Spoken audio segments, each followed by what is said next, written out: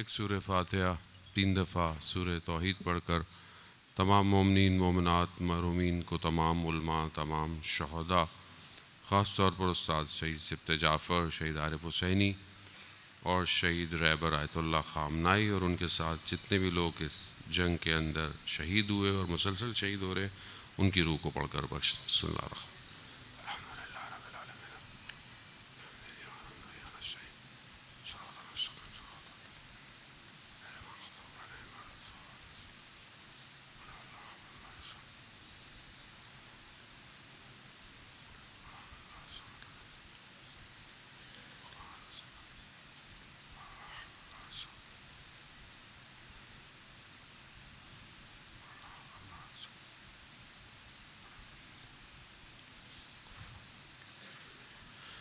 امام زمانہ کی سلامتی کے لیے بلند تر صلوات.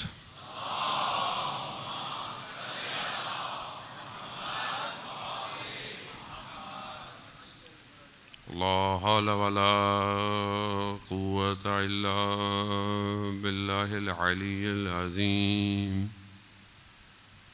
حسبنا الله ونعم الوكيل، نعم المولى ونعم النصير. اعوذ باللہ من الشیطان الرجیم. بسم اللہ الرحمن الرحیم. الحمد للہ الذی یؤمن الخائفین وینجی الصالحین ویزع المستکبرین ویہلک ملوکا ویستخلف آخرین. والصلاة والسلام علی رسول الثقلین محبوب رب المشرقین والمغربین جد الحسن والحسین نبینا سیدنا ابی القاسم محمد.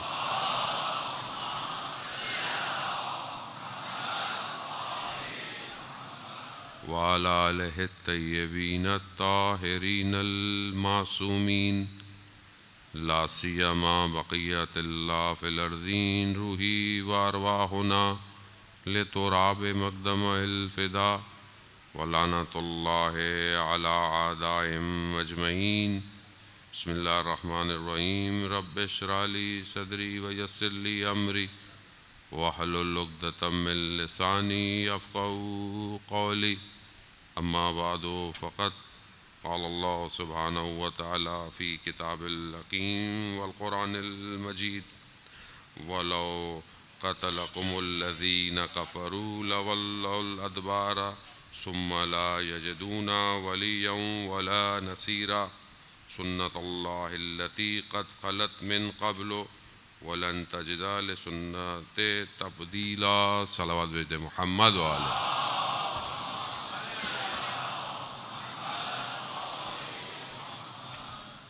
عزیزان محترم، خداوند متعال کی بارگاہ میں شکر گزار ہیں کہ خداوند متعال نے ہمیں یہ توفیق عطا فرمائی کہ اس ماہ محرم الحرام میں آپ کی خدمت میں پیش ہوں.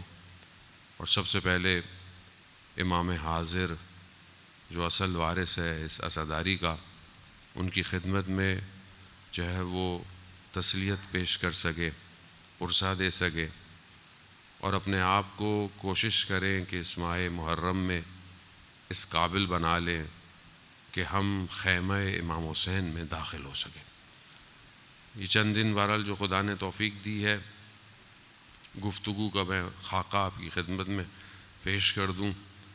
حالات کے پس منظر بہت ضروری ہے کہ ہم اپنے آپ کو دیکھیں کہ ہم کہاں کھڑے ہوئے ہیں، اور وہ قوم کہ جو حقیقی طور پر مکتب امام حسین کی شاگرد ہے، کیا فیکٹرز ہیں کہ جس کی وجہ سے وہ آج دنیا میں دشمن کا مقابلہ کر رہی ہے. کربلا ہر دور کے اندر ہر نئے پیغام کو دینے کو تیار ہے.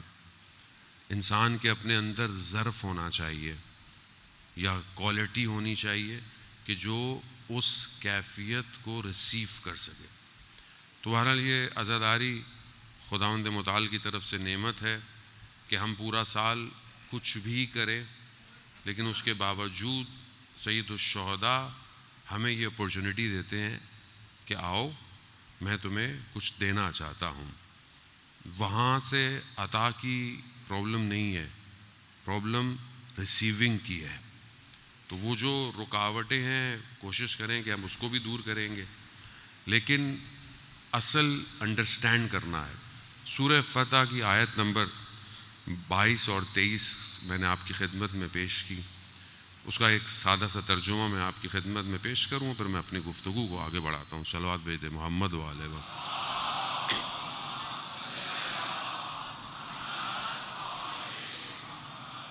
پروردگار ارشاد فرماتا ہے کہ اگر کفار تم سے جنگ کرتے تو یقیناً منہ پھیر کر بھاگ جاتے، اور پھر انہیں کوئی سرپرست اور ان کا کوئی مددگار نصیب نہ ہوا۔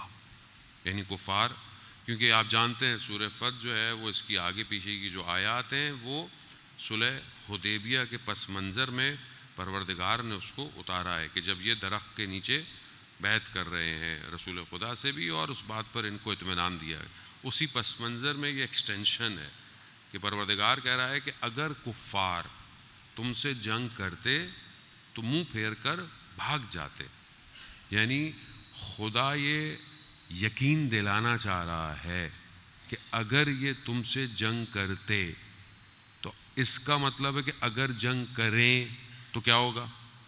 تو خدا اگلی ہی آیت میں اپنی اس بات کو قیامت تک کے لیے فارمولہ دے رہا ہے۔ قرآن، میں نے پہلے بھی عرض کیا، بہرحال میں خود اپنے لیے یہ بات کہہ رہا ہوں، آپ کے لیے نہیں کہہ رہا، قرآن صرف ثواب کے لیے نہیں ہے، قرآن صرف مرحوم کو بخشنے کے لیے نہیں ہے، قرآن گھر میں مخمل کے کپڑے میں لپیٹ کر طاقچے کے اوپر رکھنے کے لیے نہیں ہے۔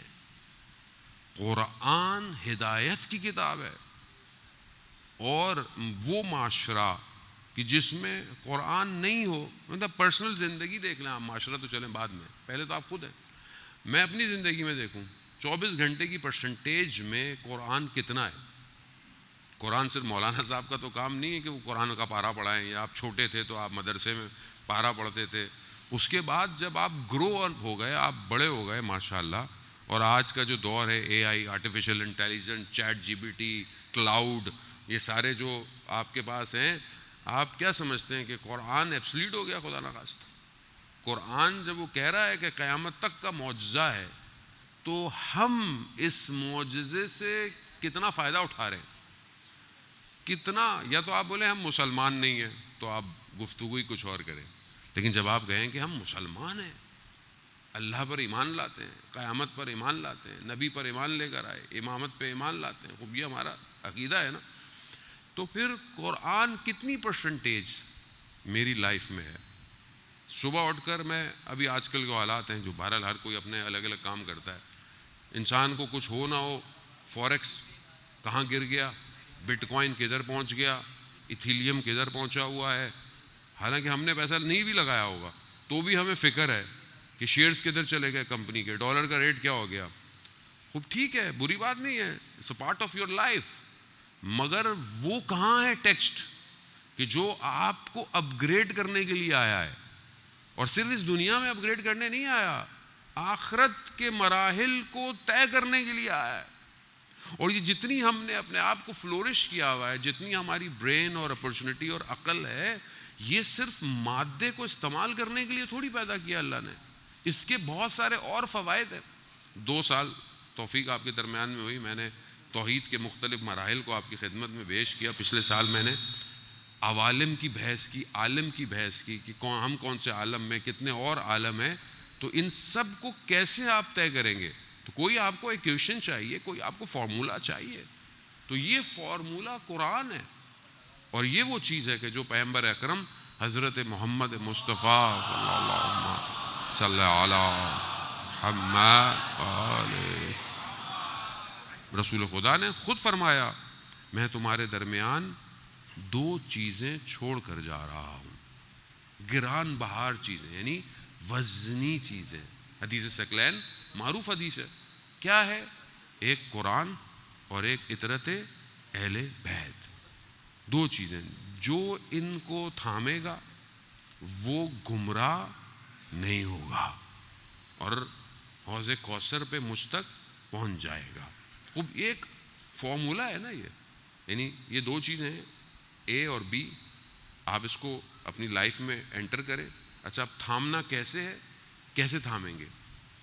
میں صرف مان لوں قرآن کو، میں اہل بیت کو مان لوں کافی ہے؟ نہیں، یعنی جو وہاں سے پروڈیوس ہو رہا ہے اس کو مجھے انٹیک کرنا ہے اور پھر اس ریفلیکشن کو میں نے اپنی زندگی سے باہر نکالنا ہے، تاکہ جو مجھے دیکھے تو اسے پتہ چلے کہ میں قرآن پہ عمل کرتا ہوں، میں اہل بیت کی اطاعت کرتا ہوں.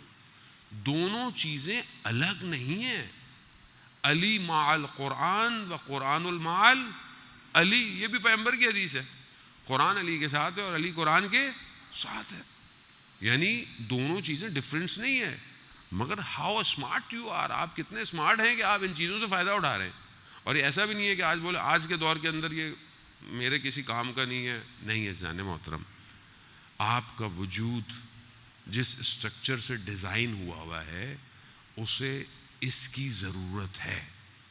اس کو سننے کی آج انیگزائٹی، ڈپریشن، آج دنیا بہت پریشان ہے، مشکلات سائیکولوجیکل، آپ سوسائٹی بھری پڑی ہے آپ کے سامنے، صبح شام یوٹیوب انسٹاگرام پہ کبھی قتل ہو گیا، کبھی یہ ہو گیا، کبھی زیادتی ہو گئی، کبھی وہ. یہ کیوں ہے؟ یہ کیونکہ ایکچوئل کانٹینٹ لائف میں نہیں ہے لائف. ایکچوئل کانٹینٹ قرآن ہے. تو قرآن نے سورہ فتح کے اندر فارمولا دیا. اگر کفار تم سے لڑتے تو کیا ہوتا؟ یہ بھاگ جاتے، یہ منہ پھیر کے. اگر لڑے نہیں تھے اس وقت، لڑے نہیں تھے، بھاگ جاتے. اگلی ہی آیت میں پروردگار ایک ایسا فارمولا دے رہا ہے کہ اگر یہ لڑے تو کیا ہوگا؟ اگر یہ لڑیں گے تو پسپا ہو جائیں گے. تو خدا اگلی آیت میں کیا کہتا ہے؟ خدا کہتا ہے کہ سنت اللہ التی، کہ یہ جو ہے یہ اللہ کی سنت ہے اور جو پہلے بھی گزر چکی ہے، اور تم اللہ کے اس طریقے میں کبھی تبدیلی نہیں پاؤ گے. یعنی اگر کو ہٹا کر اگر یہ لڑے تو یہ پسپا ہو جائیں گے. یہ قرآن نے فارمولا دے دیا. تو آج آپ کے سامنے دنیا میں رمضان کی اس جنگ نے آپ کو اس فارمولے کو ایکٹیویٹ کر کے دکھایا ہے. دس از ایکٹیویشن ہے. ایکٹیویٹ، قرآن کی آیت ایکٹیویٹ ہو گئی. کیا ہوگا؟ اگر انہوں نے تم سے لڑے تو پھر کیا ہوگا؟ خدا کہہ رہا ہے میری سنت تبدیل ہونے والی نہیں ہے. میری سنت اس صلح حدیبیہ کے دور کی نہیں ہے، میری سنت بدر کی، خندق کی، احد کی نہیں ہے. میری سنت قیامت تک کے لیے ہے اور اس میں کوئی تبدیلی آنے والی نہیں ہے. پرابلم ہماری ہے کہ ہم اللہ کی سنت پر یا اللہ پر اتنا یقین اور ایمان نہیں رکھتے. تو جو ایمان رکھتا تھا اس کی انگوٹھی پہ لکھا ہوا تھا انا معی ربی، میرا رب میرے ساتھ ہے. یعنی وہی قرآن کی آیت جو حضرت موسیٰ کے لیے نازل ہوئی کہ جب فرعون کا لشکر فرعون انا ربکم الاعلی، یعنی میں ہوں رب. اتنا بڑا، اتنی طاقت کہ آج تک احرام مصر کو لوگ ایکسپلور کر رہے ہیں. کیا وہ حضرت موسیٰ علیہ السلام جانتے تھے فرعون کتنا طاقتور ہے، سب کچھ کرتے ہوئے رات کو اپنی قوم کو لے کر جب دریا کے کنارے پہنچے، پیچھے لشکر پہنچ چکا، سامنے پانی ہے، پیچھے لشکر ہے.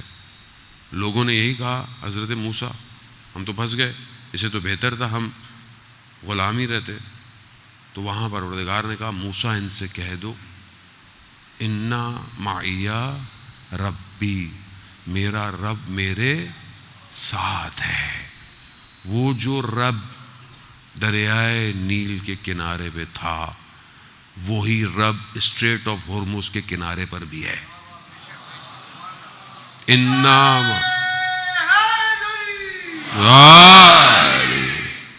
بس اس سنت کو ایکسپٹ کرنے والا چاہیے. کتنا بڑا، اتنے بڑے بڑے پانی کے بیڑے کہ جب کسی ملک کے پاس سے گزرتے تھے تو لوگوں کی طبیعت خراب ہو جاتی تھی، خود ہی آگ لگا دی، خود ہی آگ لگا دی آپ کے سامنے. میں خبر پڑھنے نہیں آیا، نہ آپ کو نیوز دینے آیا ہوں. ایسا ساری جو باتیں آپ جانتے ہیں.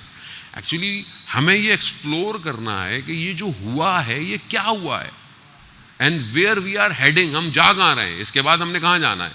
اور ہم نے اپنے آپ کو دیکھنا ہے کہ ہم کدھر کھڑے ہوئے ہیں. تاریخ جب لکھی جائے گی تو لکھا جائے گا نا کہ کوئی لوگ نے یہ کیا، کچھ لوگوں نے یہ کیا، تو ہمارے بارے میں کیا لکھا جائے گا تاریخ میں. تو آپ کی اور میری چوائس بہت امپورٹنٹ ہے عزیزان محترم. تو سنت الہی میں تبدیلی نہیں آتی، مگر شرط یہ ہے ایمان لانا پڑتا ہے. شرط یہ ہے کہ قرآن کو اور اہل بیت کو زندگی میں شامل کرنا پڑتا ہے. تو بہرحال یہ اسٹرکچرڈ ہے، میں اسی اسٹرکچر کو کوشش کروں گا کھولتا رہوں آپ کی خدمت میں. عزیزان محترم تھوڑا سا بیک فروٹ کریں. یہ مقدمہ تھا، یہ پریفیس تھا، جو کہ بہرحال وہ جو آپ ریل دیکھتے ہیں انسٹاگرام پہ نا، پہلے چند سیکنڈ میں آپ کو کچھ بولتا ہے لیکن وہ بتاتا آپ کو آخر میں. یہ میں نے آپ کو پہلے بتا دیا، لیکن اس کے آخر تک ہم نے ان چند دنوں کے اندر جانا ہے. پہلی چیز جو امپورٹنٹ ہے وہ ہمیں یہ انڈرسٹینڈ کرنا ہے کہ ہمیں جو پروردگار نے خلق کیا ہے اس کا ہدف کیا ہے، اور یہ جو ہو رہا ہے یہ کیا ہو رہا ہے. بڑا اپنے آپ کو ہم اپلفٹ کریں. روایتی مجلس بہرحال ماشاء اللہ ہوتی رہتی ہیں. ہم تھوڑا ریورس انجینئرنگ کے ساتھ پڑھنے کی کوشش کرتے ہیں تاکہ ہماری جو یوتھ ہے، جینزی ہے، الفا ہے، ملینیم ہے، یہ سب ان کو سمجھ میں آ سکے. عزیزان محترم پروردگار نے حضرت آدم کو خلق کیا خاک کی صورت، مٹی کی صورت میں، گل کی صورت. اور اس خلقت کو 200 سال تک بعض روایات کہتی ہیں کہ اس کو رہنے دیا. 200 ایئرس یہ خاک رہی، کچھ اس میں اپ گریڈ نہیں کیا. ابلیس کئی ہزار سال سے عبادت میں مشغول تھا. کیوں عبادت کر رہا تھا؟ حالانکہ آگ کا بنا ہوا تھا، نار کا بنا ہوا تھا.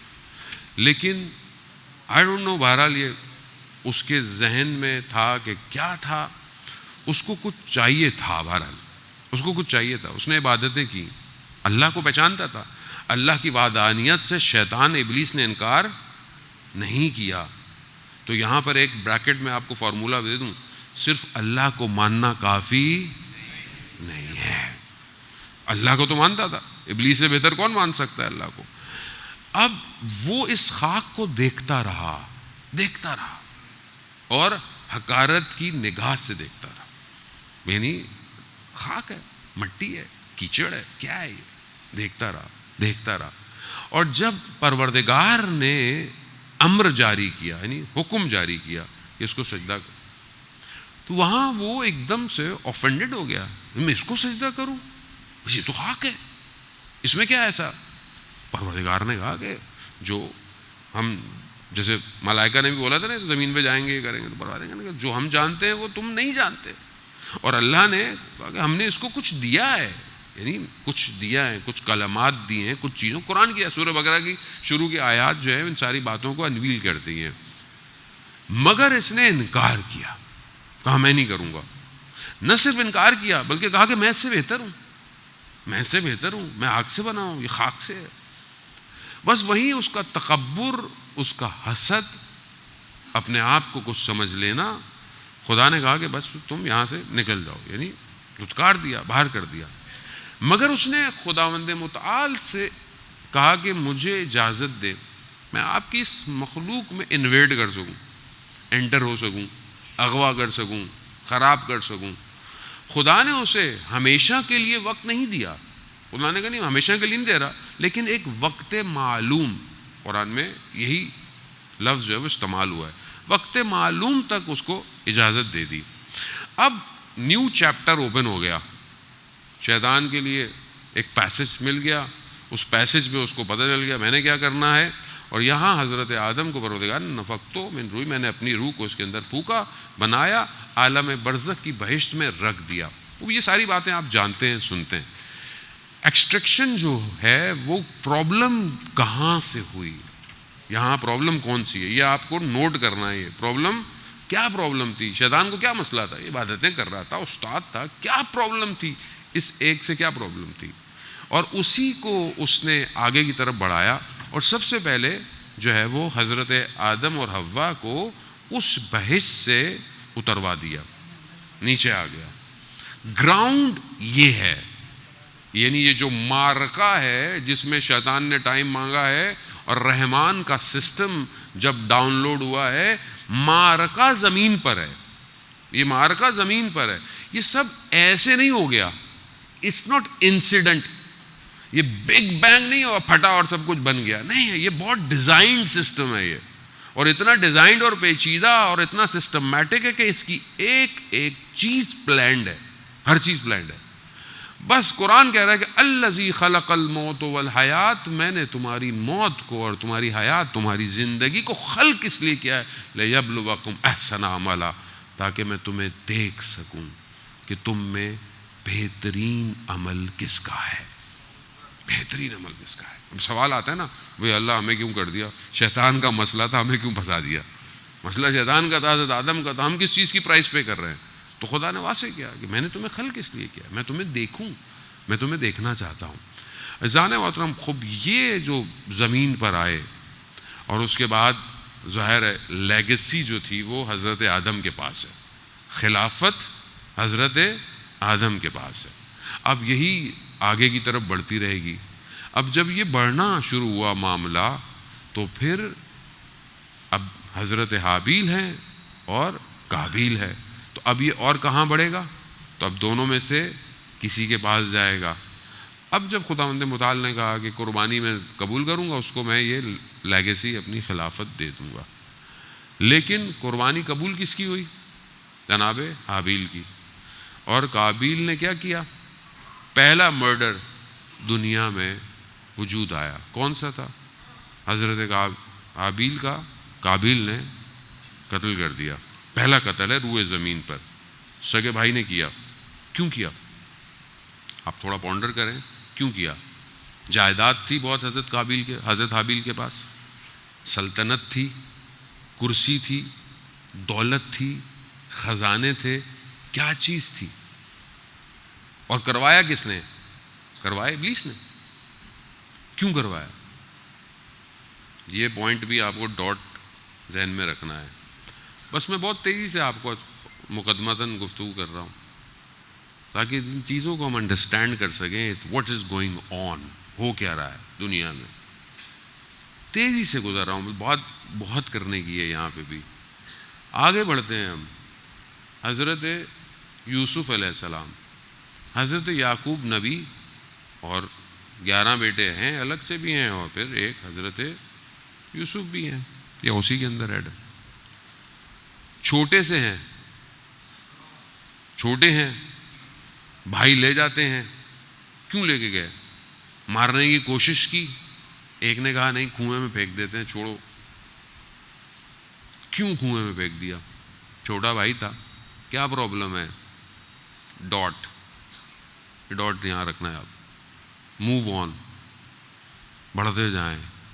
ہر نبی کے دور میں داستانوں کو دیکھتے چلے جائیں۔ آخری نبی آیا، 1,24,000 انبیاؤں کا خلاصہ، کمپائلیشن، کمپلیٹ ایک ریلیجن لے کر پہنچا۔ کیا پرابلم تھی، کیا چیز تھی کہ جب مکہ میں سارے قبائل بیٹھے ہوئے اور اس بات پر کہ یہ ہم کیا کریں اس کا، تو پھر وہی ابلیس آیا۔ یہ ہر جگہ انٹر ہوا ہے، ہاں، اس کو آپ نے سمجھنا۔ دیکھیں، جب تک آپ، امام خمینی فرماتے تھے کہ کورٹ میں اکیلے کھیل نہیں سکتے، تمہارے مقابلے میں پلیئر ہونا چاہیے، تبھی تو تم کورٹ میں کھیلو گے۔ پیڈل کھیلو، کچھ بھی کھیلو، مقابلے میں کوئی ہونا چاہیے۔ تو دشمن جب تک نہیں ہوگا آپ رشد بھی نہیں کر سکتے۔ دشمن شناسی امپورٹنٹ ہے آپ کے لیے۔ تو دشمن ہمیشہ سے کون ہے؟ کس نے کہا تھا؟ کون ہے؟ ابلیس ہے، ابلیس ہی آیا ہے۔ یہاں مکہ میں ابلیس آیا، یہ سب بیٹھے ہوئے تھے، تو کہا کیا ہوگا؟ کہا ایسا ایسا ہے، تو کہا ختم کر دو، قتل کر دو۔ کہا کیسے کریں؟ قبیلہ بہت بڑا ہے بنی ہاشم، ہم فائٹ نہیں کر سکتے. کہا کہ ہر قبیلے سے ایک نمائندہ سلیکٹ کرو اور پھر اس کے بعد اٹیک کر دو، سب سے یہ نہیں لڑیں گے. کہا ٹھیک ہے. کیا پرابلم تھی؟ گوئنگ آن تھا نا، سب کچھ چل رہا تھا، بت بھی تھے، ساری چیزیں تھیں. ایک شخص سے کیا مشکل تھی انہیں؟ کیا پرابلم تھی؟ کوئی چیز تھی؟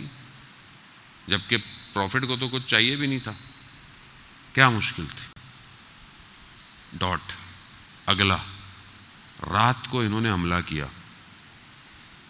کیا. جیسے ہی چادر ہٹائی، کمپائلیشن آف آل ڈاٹ، یعنی سارے نقطے جمع کریں تو رسول کے گھر میں ہجرت کی رات جب چادر ہٹی تو نظر آیا یہ ہے سسٹم. اور یہ ایسا سسٹم ہے کہ اب تم نے کبھی بھی اللہ کے نظام کا مقابلے کی کوشش کی تو اب یا علی آئے گا، یا علی کی اولاد آئے گی، یا علی کے ماننے والے آئیں گے.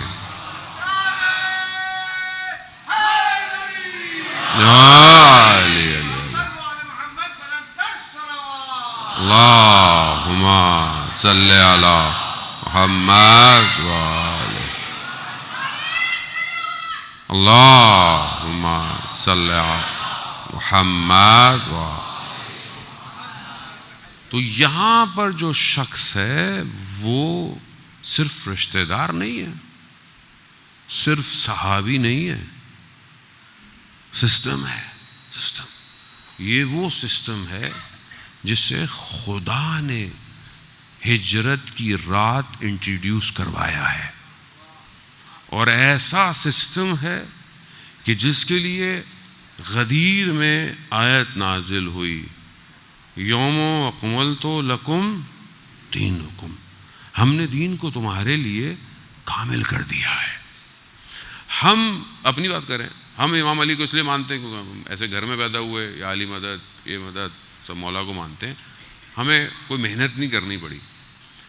لیکن ایکچوئل میں یہ فرقہ نہیں ہے. یہ فرقوں میں ہم نے بانٹ دیا.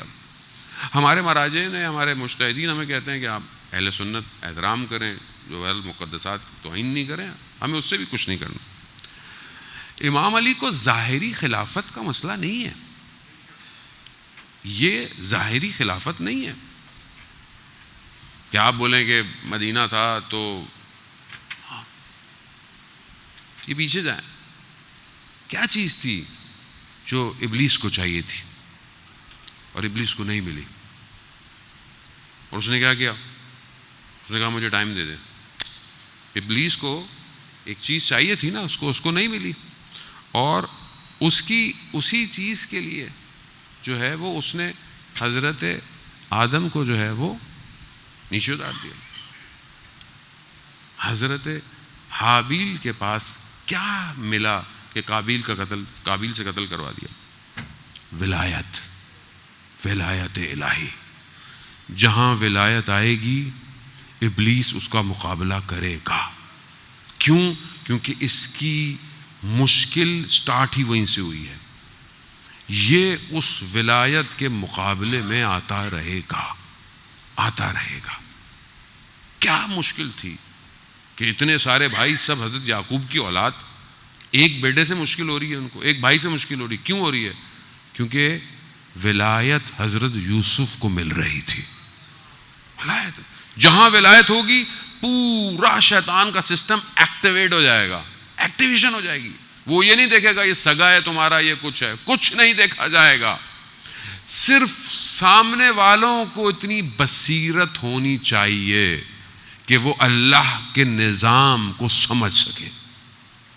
اور یہی ولایت چلتی آگے. کیا مسئلہ تھا امام علی علیہ السلام سے؟ اتنے سارے لوگ تھے، علی سے مشکل کیوں تھی، اور علی سے مشکل کیوں ہے، اور علی سے مشکل کیوں رہتی ہے؟ کیا مشکل ہے؟ ولایت الہی. اور امام نے تو کہا تھا کہ مجھ سے جو محبت کرتا ہے اس کی گردن پہ تلوار بھی رکھ دیں تو وہ میری محبت سے انکار نہیں کرے گا، نہیں کرے گا۔ کیا چیز ہے؟ کون سی چیز ہے؟ ولایت۔ ولایت صرف اس دنیا کے لیے نہیں ہے، ولایت آخرت کے تمام مراحل کے لیے ہے۔ اب جو اس سسٹم کو سمجھ گیا تو آپ بتائیں اس کے لیے موت کی ڈیفینیشن کیا ہے؟ جو خود ولایت علی ابن ابی طالب کو مانتا، اور امام کیا فرماتے ہیں؟ میرے لیے موت سے تو میرے اتنی اٹریکشن ہے جس طرح بچے کو اپنے ماں کے دودھ سے ہوتی ہے۔ جو اس طرح سے اس امام کو فالو کرتا ہو، یہاں فرقہ نہیں ہے جانے محترم، ہم لوگ فرقوں میں بڑھ گئے، باقی ساری چیزیں اپنی جگہ پر، سب محدودیت ہے۔ یہاں سسٹم الہی ہے، یہ ولایت سسٹم الہی ہے، یہ امامت کا سسٹم بہت امپورٹنٹ ہے۔ تو اس کے لیے بے شک پہلے آپ اپنے لیے دین کی ضرورت کو ایجاد کریں کہ ہم کوشش کریں گے اس کو ہم ایجاد کریں، لیکن یہی پرابلم تھی اور یہی پرابلم چلتی رہی۔ کیوں ایکسیپٹ نہیں کرنے دیا گیا؟ کیوں ایکسیپٹ نہیں کرنے دیا جاتا؟ کیونکہ جب آپ نظام الہی کو قبول کریں گے تو پھر اطاعت الہی کرنی پڑ جائے گی، اور ابلیس کبھی بھی اطاعت الہی کرنے نہیں دے گا۔ یہ جو آج آپ کو نظر آ رہا ہے پوری دنیا میں 57 اسلامی ملک ہیں، اور اس میں سے کتنے ملک ہیں جنہوں نے آج کے اس دور میں کچھ کر کے دکھایا؟ کیوں؟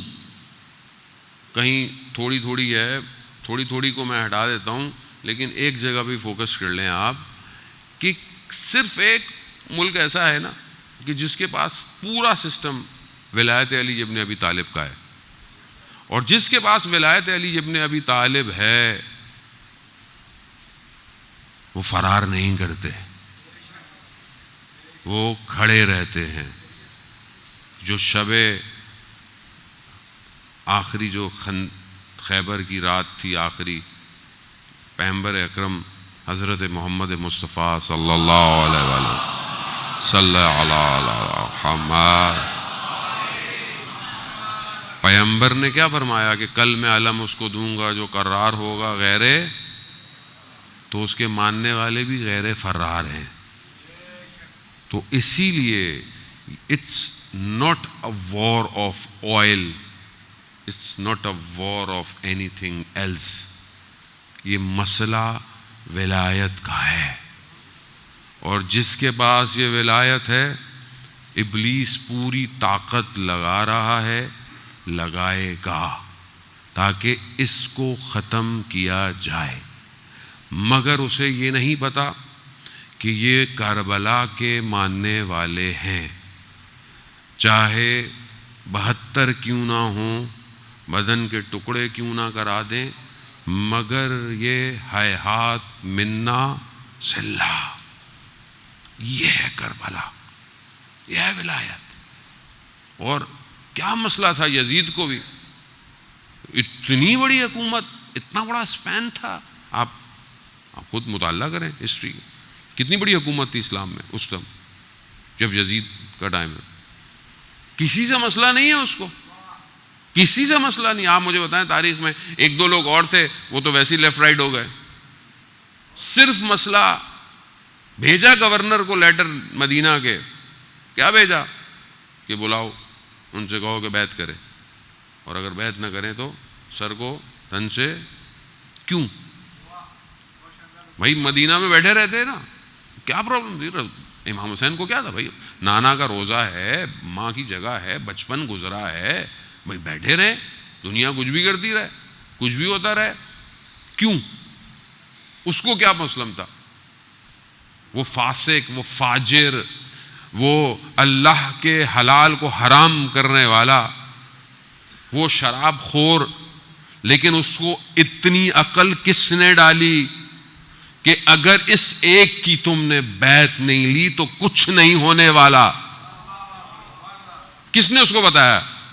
کون تھا یہ انٹرپریٹ کر رہا تھا کہ یہ ایک کائنات پلٹ سکتا ہے، ایک، اور پلٹ دی حسین نے کائنات، پلٹ دی کائنات۔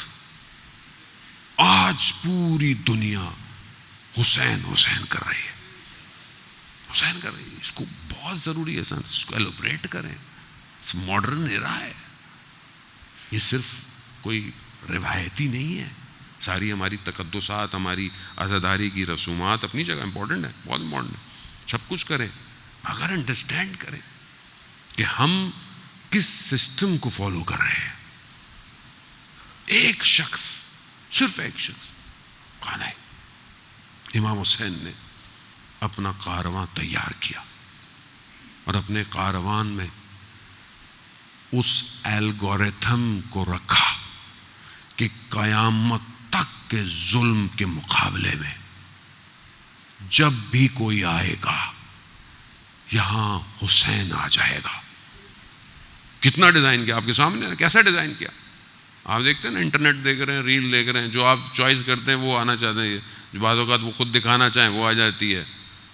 ایسا امام حسین نے ڈیزائن کیا 61 ہجری کو. لوگ کہتے ہیں کہ یزید نے امام حسین کو کربلا بلا کر شہید کر دیا. It's wrong.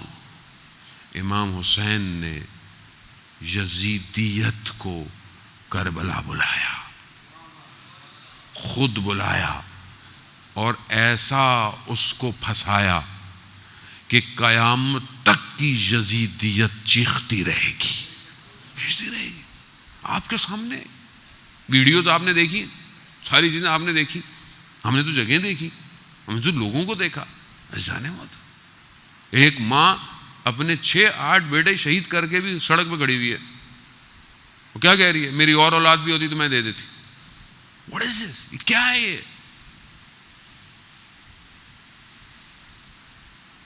وہ مناب کی بیٹیاں جن کے بدن کے لاشیں بھی ہوا میں بکھر گئے. کیا ہے؟ کربلا ہے، سسٹم ہے، پینیٹریٹ کر چکا ہے وجود میں. خوف کوئی نہیں، کوئی خوف نہیں ہے، کوئی خوف نہیں ہے، کیونکہ یہ کربلا ہے، شب عاشور ہے. یہاں ہر کوئی تیار بیٹھا ہوا ہے. کسی نے نہیں کہا کہ نہیں ہمیں یہ ہو جائے، ہم وہ ہو جائیں. کوئی ریلیکس موڈ زندگی میں نہیں ہے. جتنے موڈ تھے سب کو چھوڑ کر لوگ کربلا آئے. پیسے والا ہے، دوسرے مسلک والا ہے، نیا مسلمان ہوا ہے، شادی شدہ ہوا ہے، جو بھی ہے وہ سب کو بریک کر کر کربلا آیا ہے. اور ایسا آیا کہ قیامت تک کے لیے ایک ایسا راستہ کریٹ کر گیا، فٹ پرنٹس، کہ جس کو کامیاب ہونا ہے اسی پہ چلنا پڑے گا. اسی لیے تو آپ پڑھتے ہیں یا لیتنی کنتو معکم فافوز فوزا عظیما. زیارت میں پڑھتے ہیں نا کہ کاش ہم آپ لوگوں کے ساتھ، یعنی کربلا والوں کے ساتھ، اصحاب کے ساتھ ہوتے، کاش تو ہم بھی ایک عظیم قربانی پہ پہنچ جاتے. جانے وہ کربلا ایسی ہی ہے. اگر یہ مجلس مجھے اپنے وقت کے امام تک نہیں پہنچا رہی تو پھر میں غلط ہوں. آپ صحیح ہیں، آپ تو ٹھیک ہے، آپ تو امام حسین کے لیے اور اس کی بارگاہ تو بہت کریم ہے. وہ تو یہ نہیں پوچھتا تم نے پورا سال کیا کیا، نہیں پوچھتا. میں خود جب یہاں آیا ہوں، ابھی بیٹھا ہوں، مجلس تو انسان پورا سال ہم پڑھتے ہی رہتے ہیں. بہرحال محرم ہمارے استاد آیت اللہ میر باقری فرماتے ہیں کہ پہلی محرم کو عرش پر ایک دسترخوان کھلتا ہے جس میں جتنی ظرفیت ہوتی ہے، جتنی کیفیت ہوتی ہے، اس دسترخوان سے حاصل کرتا ہے. آپ اور میں کیا حاصل کرنے آئے ہیں؟ میں اپنے آپ کو خطا کار، گناہ گار، کہ پروردگار تو نے توفیق دے دی. اور امام حسین کتنا کریم ہے، کرم کی انتہا ہے. میں کچھ بھی کروں مجھے پھر بھی فرش عذاب پہ بلا لیتا ہے. بلا لیا نا. میں اپنی بات کر، آپ مجھ سے بہت بہتر ہیں، بہت اچھے ہیں. میں تو بہت ساری باتیں جانتا ہوں پر اس کے باوجود میرا عمل اتنا اچھا نہیں. مجھے ایسے کو بلا رہا ہے. حسین ایسا ہی ہے، جس نے کاروان روکا اسے بھی حسین نے بلا لیا. عزیزان محترم، اپنے گھر کو، اپنے اطراف کے ماحول کو سوگ میں رکھیں. سوگ ہے. جناب سیدہ کا گھر اجڑ رہا ہے، لاشیں بکھرنے والے ہیں، اہل بیت اسیر ہونے والے ہیں. غم و غداس کی کیفیت کو آپ جاری رکھیں، گھروں میں، اطراف میں لگے. وقت کا امام دیکھے، پتہ چلے کہ ہاں آپ ان کے جد کے لیے گریہ کر رہے. اور کتنا کرم ہے امام حسین کا. دنیا میں ایک پانی کے قطرہ بھی بہت بڑا ہے، ذرا سا آنکھ نم ہو گئی، ذرا سی آنکھ نم ہو گئی. یہ آنسو جہنم کی آتش کو ٹھنڈا کر دیتا ہے. یہ اغراق نہیں ہے. ایسا نہیں ہے کہ آپ بولیں گے یہ مطلب بہت نہ. سر قالا صادق علیہ السلام وہ فرما رہے ہیں، آنسو تھوڑا سا جہنم کو ٹھنڈا کر دیتا ہے. کیا کیا امام حسین نے؟ ایسا کیا کر دیا امام حسین؟ اذان محترم، اور کیسے نہ ہوتا. وہ ایک خاتون کہ جس نے چکیاں پیس کر پالا ہو، چکیاں پیس کے پالا. بس بہرحال آج میں شہادت طلب کرتا ہوں، جس نے چکیاں پیس کر پالا ہو وہ حسین. وہ حسین کہ جو روزہ رکھے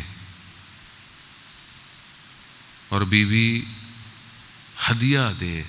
اور ہدیہ کیا دیا؟ کہا بیٹا روزے محشر جب تک تمہارے عزادار جنت میں نہیں جائیں گے میں نہیں جاؤں گی، میں نہیں جاؤں گی. ماں ہے نا، ماں ہوتی ہے. ماں کی کیفیت ہوتی. آپ تصور کریں نا، مدینہ سے پہلی محرم کو یہ ماں مدینہ چھوڑ دیتی ہے، شہر گلی گلی کوچا کوچا، چھوٹا آزا خانہ یا بڑا آزا خانہ، گھر کی مجلس ہو کہیں ہو، یہ اپنے بیٹے کے پرسے کو قبول کرنے آتی ہے. ماں ہے، ماں جانتی ہے کہ میرے بیٹے کے ساتھ کیا ہوا. آپ ظاہر ہے ہر کسی کو فارسی نہیں آتی. میں آج ہی دیکھ رہا تھا اس اسکول کی ایک بچی جو نہیں گئی، اس دن نہیں گئی. وہ اپنی ماں کے ساتھ ایک ٹی وی پروگرام میں آئی ہوئی. تو ہوسٹ نے اس سے پوچھا تمہاری دوستیں شہید ہو گئی؟ اس نے کہا ہاں میری دوستیں شہید ہو گئی. کہا ٹیچر؟ کہا ہاں میری کلاس کی ٹیچر بھی شہید ہو گئی. کہا میری پہلی کلاس کی ٹیچر بھی شہید ہو گئی. چھوٹی سی 8 سال کی بچی ہے. وہ بولتے بولتے بلک کے رونا شروع کر دیا. اس کی ماں کہتی ہے میں نے اس کو کئی دن اسکول نہیں جانے دیا، لیکن اسے پتہ چل گیا کہ میرے اسکول پہ حملہ ہو گیا ہے، لیکن میں اس کو کیسے لے کے جاتی کہ وہاں کئی دن تک مائیں چیخ چیخ کر اپنے بیٹیوں کے ٹکڑوں کو جمع کر رہی تھی. میں آپ کی بیٹیاں. کربلا نہ ہوتی تو آپ سمجھتے ہیں یہ مائیں برداشت کرتی؟ مطلب آپ بیٹیوں والے جانب طرف، آپ کی چھوٹی بیٹی اسکول چھوڑ کر آئے، آپ اسے اسکول چھوڑ کر آئے اور روزے کی حالت ہو. روزہ ہے، رمضان ہے، نئے روزے رکھنا شروع کیے تھے کتنی امید ہوگی روزہ خوشائی ہوگی، افطار ہوگی، عید الفطر میں نئے کپڑے پہنوں گی، آپ چھوڑنے گئے، آپ کو نہیں پتا یہ بچی اب واپس نہیں آئے گی۔ میں قربان جاؤں جناب سکینہ پر، جناب سکینہ، اگر آپ کا غم نہ ہوتا تو یہ برداشت نہیں ہونے والا تھا۔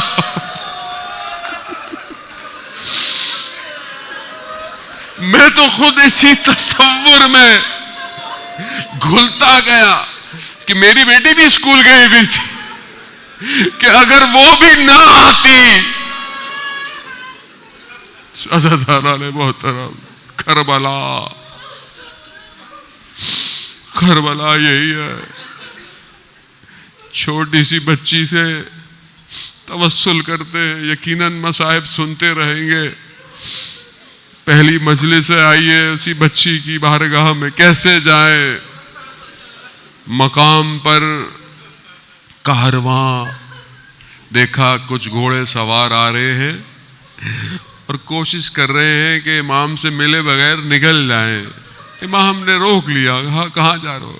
کہا بس مولا نہیں چاہتے تھے آپ کا سامنا ہو جائے۔ کہا کیوں؟ کہا خبر اچھی نہیں ہے کوفہ کی۔ کہا ہم وہی خبر ہی سننا چاہتے ہیں۔ کہا جب ہم نے کوفہ چھوڑا ہے نا تو جناب مسلم کے بدن کو کوفہ کی گلیوں میں گھسیٹا جا رہا تھا۔ خود آپ کو اس کا اجر دے۔ امام نے خبر سنی، امام اپنے اذن امامت سے، علم امامت سے جانتے تھے، لیکن ظاہر کو دیکھتے ہوئے امام خیمے میں گئے۔ امام نے حضرت مسلم کی بیٹی کو بلایا۔ بیٹیاں، قربان جاؤں بیٹیوں پر، نہیں مٹے گا یہ داغ من آپ کی بیٹیوں کا، نہیں مٹے گا۔ کیسے مٹے؟ امام نے اپنے زانوں پر جناب مسلم کی بیٹی کو بٹھایا، سر پہ ہاتھ پھیرا۔ بنی ہاشم کی بیٹی تھی نا، کہا ماموں جان بابا خیریت سے ہیں؟ بابا خیریت سے۔ ایک بچی یہ دیکھ رہی ہے کہ جب کوئی یتیم ہو جاتا ہے نا تو سر پہ ہاتھ پھیرا جاتا ہے۔ بس یہی ذہن میں رکھیے گا۔ یہ بچی بھی اسی امید سے، لیکن روز عاشور قانون بدل گیا، بدل گیا۔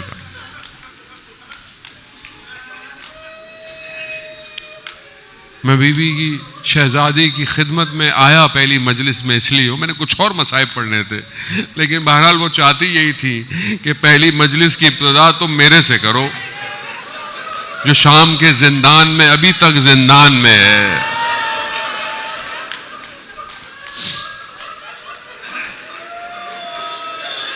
قانون بدل گیا۔ چھوٹی بیٹی، آپ کی بھی بیٹیاں ہوں، خدا ان کے نصیب اچھے کرے، خدا ان کی حفاظت کرے۔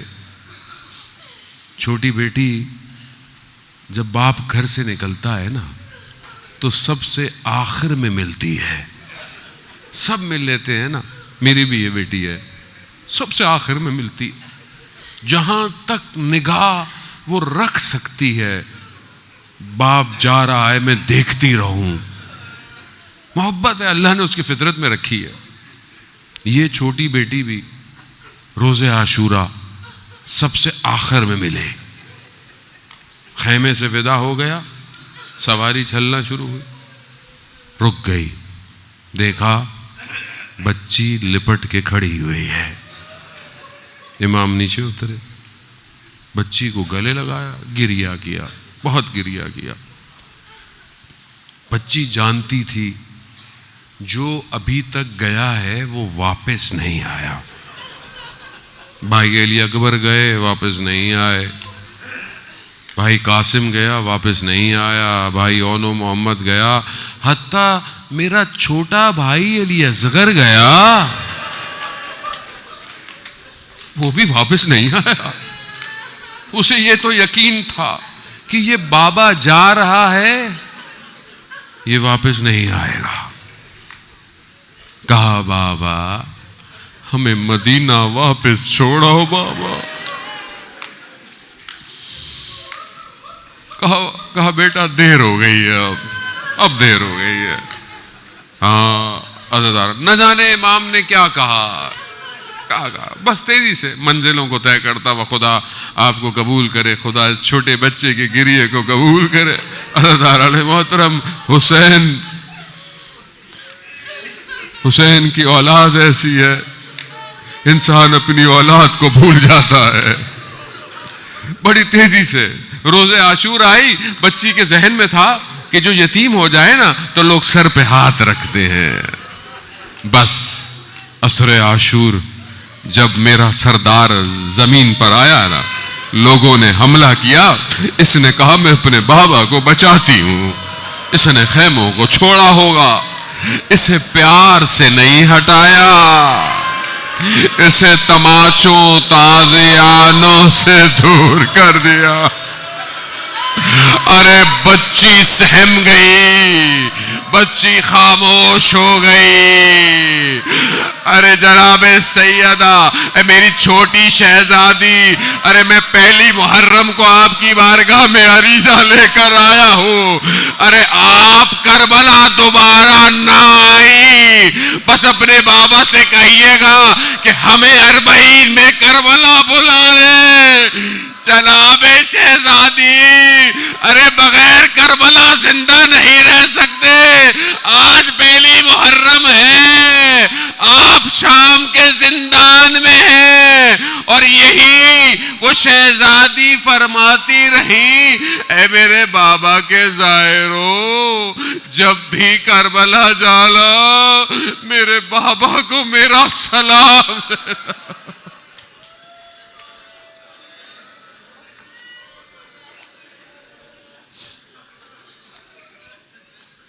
الا لعنت اللہ علی القوم الظالمین وسیعلم الذین ظلموا ای منقلب ینقلبون۔ پروردگار تجھے واسطہ محمد و آل محمد کا امام زمانہ کے ظہور میں تعجیل عطا فرما، ہمیں ان کے ناصروں ان کے مددگاروں میں شمار فرما، حاضرین کی تمام جائز خواہشات کو پورا فرما، بے اولادوں کو اولاد صالح اور نیک عطا فرما، بے روزگاروں کو رزق حلال عطا فرما، مقروض جو ہیں ان کے غیب سے قرضوں کو ادا فرما۔ پروردگار جو بیمار ہیں، بہت سارے لوگ بیمار ہیں، ہمارے دوست ہیں ان کی زوجہ بیمار ہے، کینسر کے لوگ مریض ہیں، التماس دعا، حاضرین میں ہمارے بزرگ بیٹھے ہوئے ہیں جو مریض ہیں، جو ادھر ہماری مینجمنٹ میں مریض ہیں، پروردگار ان تمام کو شفاء کاملہ اور عاجلہ عطا فرما۔ پروردگار جہاں بھی جلوس، ماتم، عزاداری ہو رہی ہے پوری دنیا میں، ان سب کی حفاظت فرما۔ پروردگار مقام مت کی جو جنگیں لڑ رہے ہیں، چاہے وہ یمن ہو، لبنان ہو، چاہے وہ عراق ہو، ایران ہو، پروردگار انہیں کامیابی عطا فرما۔ پروردگار ہمارے علماء، ہمارے مجتہدین کو طول عمر اور سلامتی عطا فرما۔ رہبر معظم سید مجتبیٰ خامنائی کو سلامتی عطا فرما۔ پروردگار ہمارے وطن عزیز پاکستان کو عزت اور استحکام عطا فرما، اس کے دشمنوں کو نیست اور نابود فرما۔ اللہم ارزقنا زیارت الحسین فی الدنیا و شفاعتہ فی الآخرہ۔ صلوات بیت محمد و آل محمد۔